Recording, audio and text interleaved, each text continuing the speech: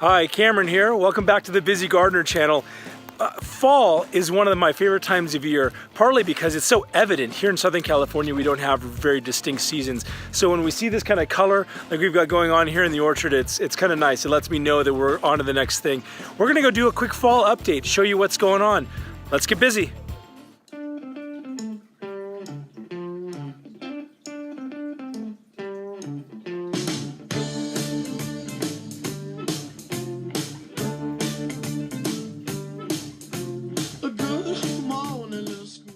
Hey cutie, what are the colors of those leaves back there? Green and yellow and orange. Yeah, when do leaves turn green and yellow and orange? When it's fall. That's right. Do you like it better when they're green or when they turn these other colors? When they turn those other colors. Yeah?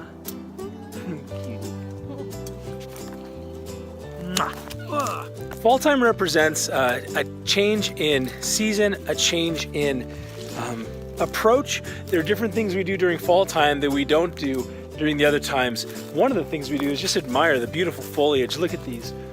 You may have looked at some of the other videos where these trees were so much shorter. It's incredible how much of this growth is just from this year. But what's happening now is the trees, they go dormant, these deciduous trees where the leaves fall off. They turn yellow, they turn color, and they drop. And the tree essentially goes to sleep where it overwinters. And then it's gonna come back and give us blooms in the spring. Late fall is really a depressing time because you're thinking, oh, everything's done. The pomegranates are done, all the apples are definitely done, the persimmons are done. And then you come out and you see some oranging of the citrus and you just get excited again. I love that. There, look at those nectarines turning those beautiful yellow and some of even orangish over there. We've got some cherry I'm gonna walk over to in a second. But right behind me, this is a plus. Look at all this. Look at all that crazy fruit on there. That is a tangelo or tangelo, which is kind of like a mandarin, but a little bit tangier. It's got kind of a unique taste. And over here is this grapefruit cocktail hybrid. Now, something that's been a real bummer, look at this. Here's an example of one. A lot of these have had split fruit, and the split fruit is because of inconsistent watering. When the watering is, when it's getting too much water or too little water, that skin or that rind contracts and then causes it to burst. As the inside fills back up with water, then it causes it to burst. So I've had to throw over my fence, I don't know, maybe 15 of these already, which is too bad because these taste like grapefruit, but they're not bitter. They've got the same kind of grapefruit taste, but they're really sweet, really juicy, really yummy. Such a shame that this has been eaten by ants. Look at them all crawling on there. Look how excited they are. They're eating this thing. Look at that. Turn around and look at this tangelo. It's got all of these. It almost looks like a funky Christmas tree. Look how much fruit is on that thing. My goodness. I wonder if any of these are ready to eat. Probably not. I always get so greedy with my citrus, with all the fruit really. See, it has a green blush. I don't know if you can tell that from the video. There we go. But yeah, definitely not ready. These need to really sit on the tree until they're quite ready. So maybe in like another week or so, these will be ready. But look how beautiful they are.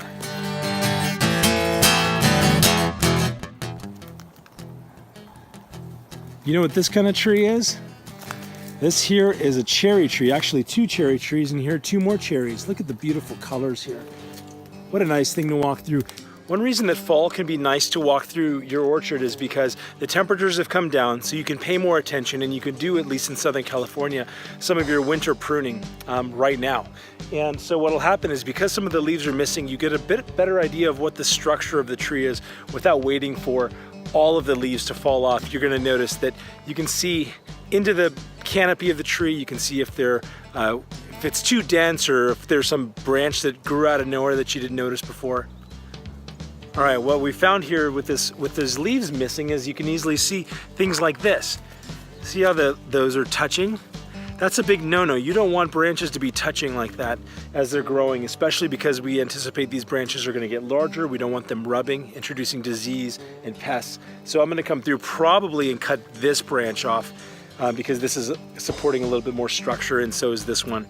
And so this little guy, if I get my pruning shears, is probably gonna be one of the ones to go. Look at these beautiful Asian pear. Look at that gorgeous color. These will come off any minute. These will start coming off. In about a month or so, I'm gonna have to come through, and any leaves that haven't fallen off, you've got to take a defoliate. You want these deciduous trees to go into dormancy. So if they haven't already fallen asleep, you need to come through and do that.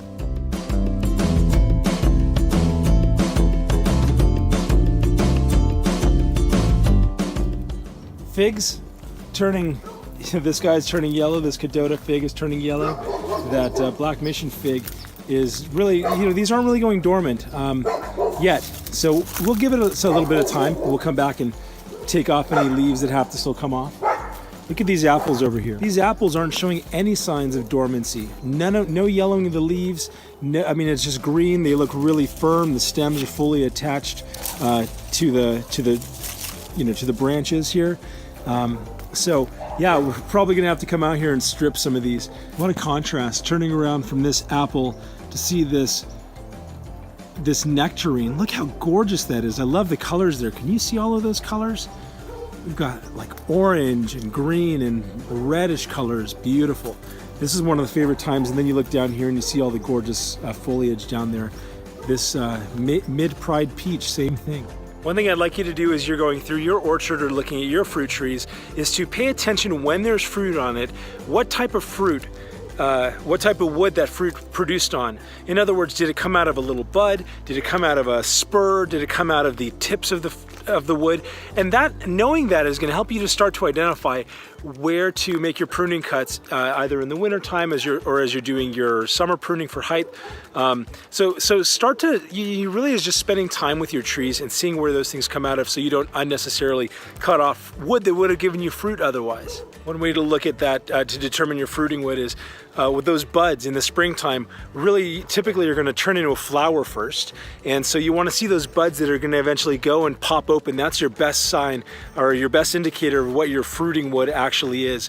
What ends up turning into those flowers, and that's what you want to preserve in subsequent years. So citrus is going to be different than apples or other pome fruit like pear, which is going to be different than stone fruit like your cherries and peaches and plums and nectarines and those things, which is different than jujube over here, which is just a spindly monster, really spiky as it turns out too. Yeah, so identify and find out what parts of the wood produce those fruiting buds, because that's going to be what produces your fruit. First comes love, then comes marriage, and then comes fruit coming out of the tree. No, flowers first.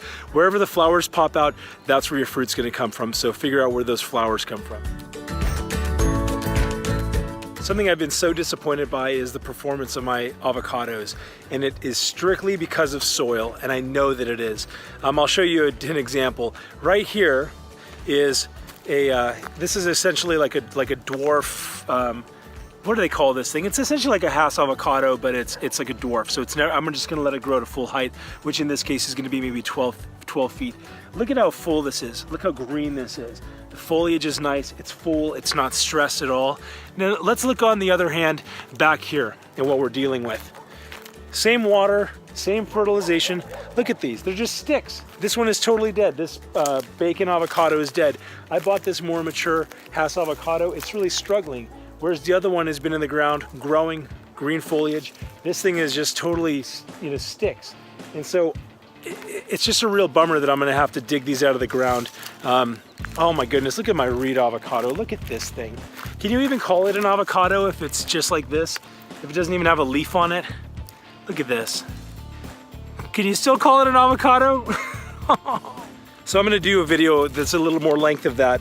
What I'm essentially gonna do is those avocados back there that are just not performing, I'm gonna take and I'm gonna plant when I get new avocados. I'm gonna plant them, I'm gonna essentially make like a raised bed where they're gonna be a foot off the ground, and I'm gonna dig and put them way above ground so that way they're not drowning. That's a problem with that soil over there, is it's very silty, it doesn't absorb at all. You can come in and pour 10 gallons in, the next morning there'll be 9.5 gallons still there. So I know that they're just drowning back there. Poor things, I have pity on them. One thing about avocados and citrus, which is also a real plus in your home orchard, is that unlike plums that have all of their fruit have to either be picked or they fall down within a week or two, avocados and citrus, generally, the best place they say to store those things is on the tree itself.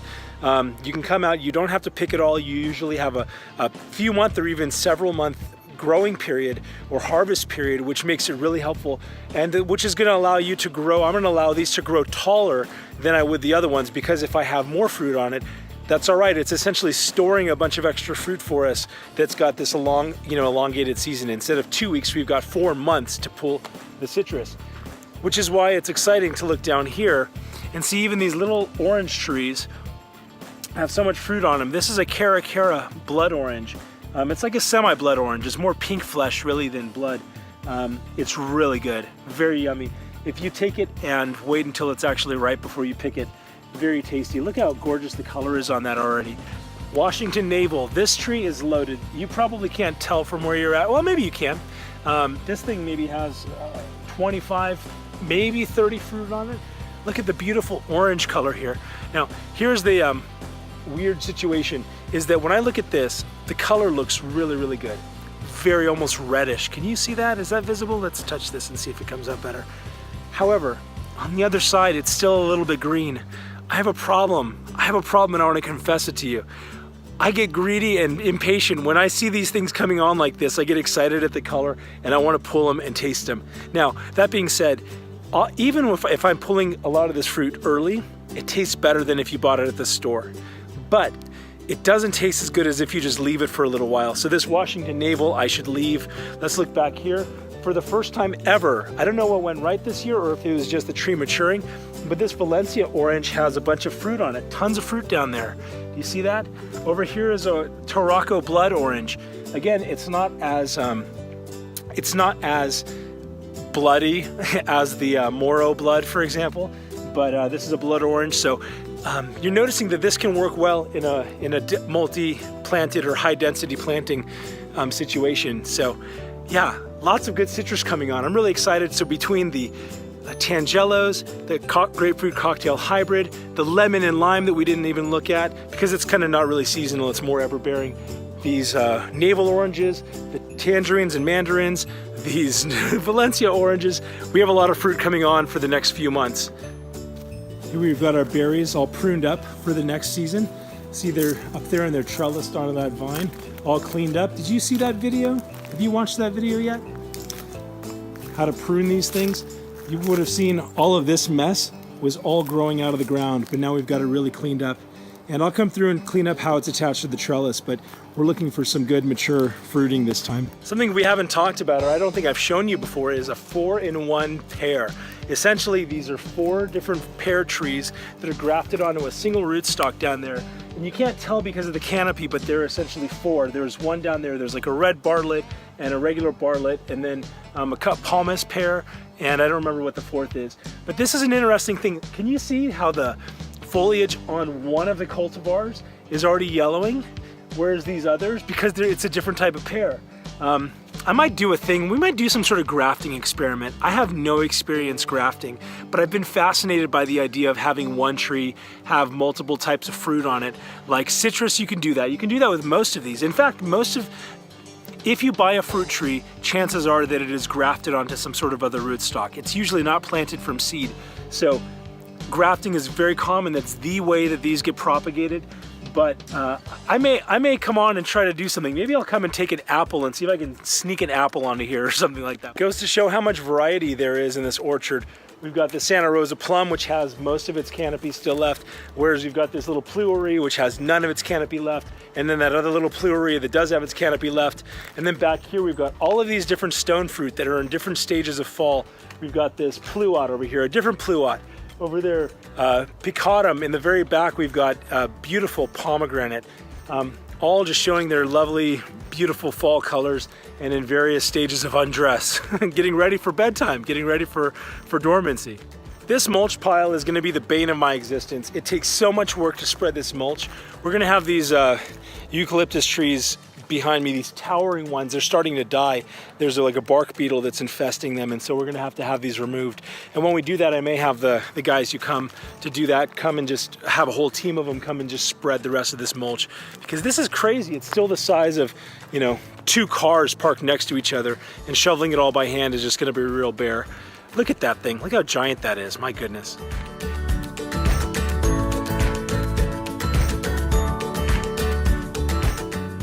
Fall time is a nice time to come out and look at your fruit trees. It's going to give you an idea of what's going wrong, what's going right, how your trees are doing. You're getting a little bit greater visibility as to how they're doing and what's going on underneath all those leaves. It gives you an opportunity to enjoy and look forward to the citrus that's coming.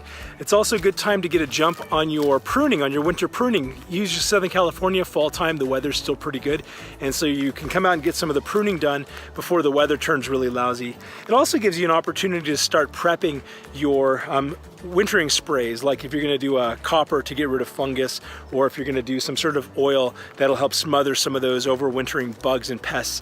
Now's a good time to get those things ready. Hey, is this helpful to you? Do you have any questions about any of the plants or techniques I'm using over here? Really appreciate you tuning in. You know, I'd love for you to subscribe if that's your thing, and if not, that's all right too. Is this helpful? Would you like to get updates of these types of things? Appreciate you tuning in. Let me know what we can do next, and until next time, stay busy. What do you see there, Caleb? An orange. That's called a mandarin. Can you say mandarin? Mandarin, that's right. We've got a bunch over here. I'm trying to get into those things and pick them.